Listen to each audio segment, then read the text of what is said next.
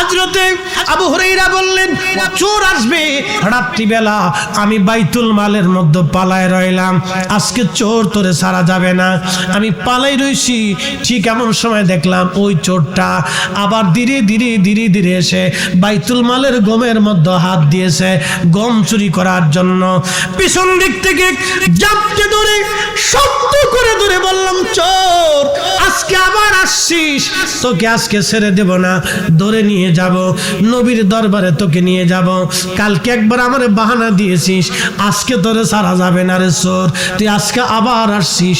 চোর এবার কেঁদে দিয়ে বলল, আবু হুরায়রা রে, আমারে মাফ করে দাও, আমার বাচ্চারা না খেয়ে রইছে, বাচ্চারা ক্ষুধার কারণে কান্না করতেছে, এই জন্য আমার বড় দয়া হচ্ছে রে আবু হুরায়রা, আমার সন্তানরা না খাওয়া, আমারে কষ্ট দিও না, আমার বাচ্চারা ক্ষুধার্ত, আজকে তুমি আমার ছেড়ে দাও, আমি আর কোনোদিন আসবো না। আবু হুরায়রা বললেন, ওই রাত্রিবেলাও আমার বড় মায়া লেগে গেল।